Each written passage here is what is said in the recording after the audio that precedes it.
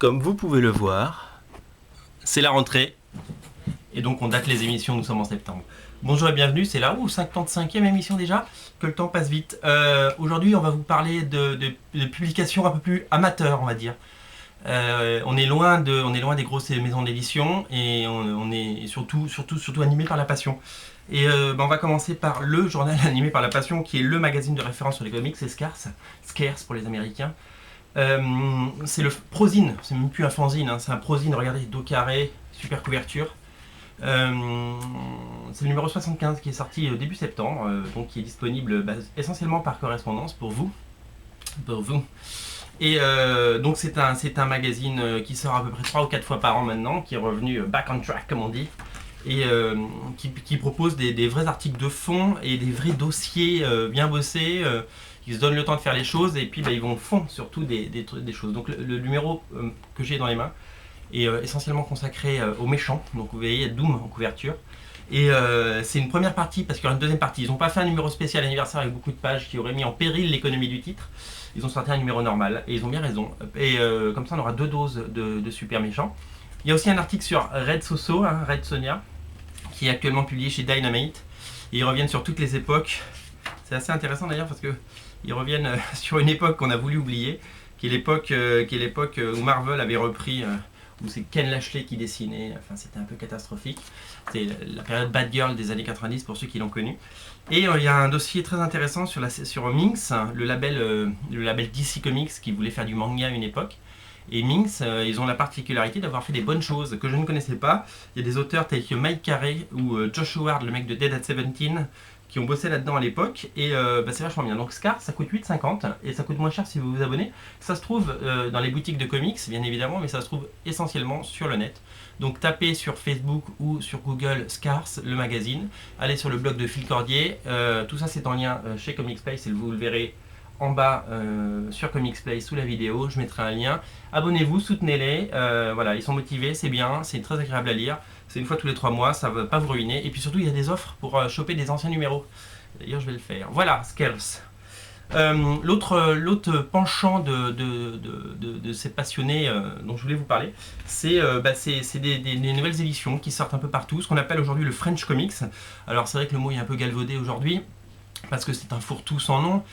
French Comics, on est parti, on va pas refaire toute l'histoire, mais le French Comics c'était avant tout des trucs comme Fantax ou les choses de Miton. Et maintenant, tous les fanzines, on va dire, ou toutes les publications qui sortent ont une espèce de label French Comics. Il y a des comics, d'ailleurs French Comics, pour moi un French Comics c'est du super-héros, c'est pas forcément le format, mais après chacun sa définition. Voilà, donc je vous avais parlé déjà de l'association Philactère qui avait fait le très sympathique Spermag, je vous avais parlé de High Element Comics qui avait fait Oclitea, qui est à lire ça, Oclitea, lisez-le si vous ne l'avez pas lu, ils seront à Lille. Je crois que le tome 2 sera peut-être prêt pour Lille. Vous connaissez aussi Association Philactère, toujours VHB, ça c'est le reprint du numéro 1 que j'ai, qui est super, regardez ça, c'est vachement bien dessiné, des jolies choses. Voilà.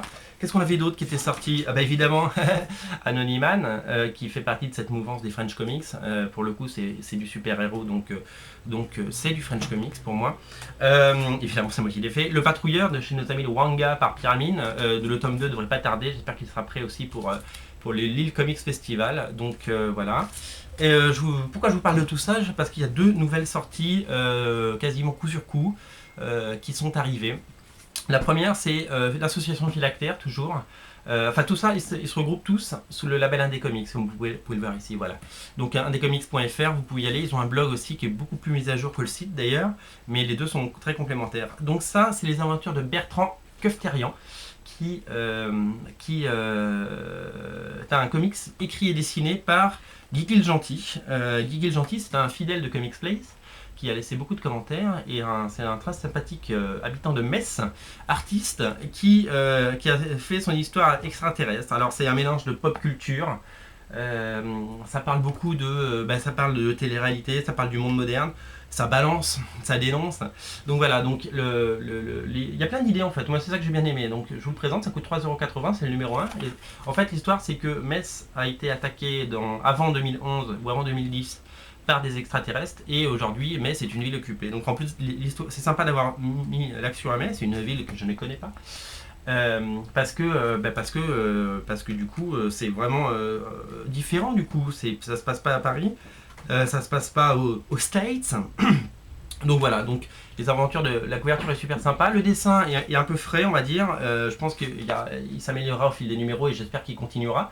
Voilà, l'histoire est très sympa et c'est très sympathique. Et je vous le conseille si vous êtes adepte de ça, si vous les voyez en festival, eh ben, allez-y, achetez Bertrand Kefterian et il vous fera une petite dédicace comme à moi. Regardez, il m'a fait une dédicace. Kiki est gentil. Il est gentil, Kiki est gentil. L'autre série qui sort tout à l'heure, je vous ai parlé de. Attendez, je le reprends. Hop, hop, hop, je vais tout faire tomber. Évidemment, il est en dessous. Hop, voilà, et ben voilà, tout est tombé, je vous l'avais dit. Oplitea, c'est publié par A-Element Comics. Eh ben, ils ont sorti aussi ça. Ils ont sorti ça. Attendez, j'aime pas laisser les comics par terre. J'ai trop de respect pour eux. Ringhorn, c'est justement, c'est pas du super-héros, c'est ce que je vous disais. Donc vous voyez, il y a la pub pour Oplitea derrière. Ils ont une autre série qui s'appelle Hades qui va arriver. Ringhorn, c'est une histoire de barbare, de Conan le barbare, mais on a Conan le barbare dans les comics, donc pourquoi pas. En fait, c'est pas des barbares, ce sont des vikings, comme vous pouvez le voir sur la couverture, excusez-moi. C'est une histoire qui se passe au XIe siècle, et voilà, je pense que notre ami Jean Herbert Garda, je sais pas comment on dit, je suis désolé Jean Herbert, s'est beaucoup amusé à faire ça parce que c'est un peu il joue avec les mythes, il joue avec les dieux normands, les dieux vikings, avec Thor, Odin et tout ça. Et le dessin est plutôt bon, je dois avouer. J'avais lu le Berserker Genesis que je vous avais présenté dans une émission antérieure. Et j'étais pas totalement satisfait. Et là, je trouve que le dessin est très bon et c'est très sympa par contre les autres aussi sont très sympas, mais voilà, à découvrir. C'est plutôt bien écrit, plutôt bien dessiné, il sait ce qu'il fait. Et puis surtout, ce que j'aime moi dans les comics, ces French comics, c'est, regardez, hop, une page de garde avec du rédactionnel, à la fin un petit mot de l'auteur, un peu de pub, un peu de contexte historique, des fan art avec un dessin de Fed M, le dessinateur d'Anonyman, un sketchbook. Voilà, il y a un vrai rédactionnel et un vrai contenu en bonus. C'est-à-dire que ça, nos amis de Delcourt l'ont compris dans les chroniques de Spawn et dans Star Wars le mag. Il y a plein de rédactionnels et c'est vachement bien parce que nous on aime lire des BD, mais on aime aussi lire ce qu'il y a à côté, les à côté, etc. Donc ça, je trouve que ça manque un tout petit peu chez Panini, mais qui en fait un petit peu et qui fait un effort. Ça manque surtout chez Marvel. Vous achetez aujourd'hui un comics Marvel à 4$. Il n'y a rien, il n'y a pas de courrier des lecteurs, il n'y a pas de, il y a aucun rédactionnel. À une époque, il y avait le bullpen, et dans le bullpen, il y avait tout un rédactionnel qui était fait, et là maintenant, c'est le strict minimum, c'est 22 pages de BD pour 4$.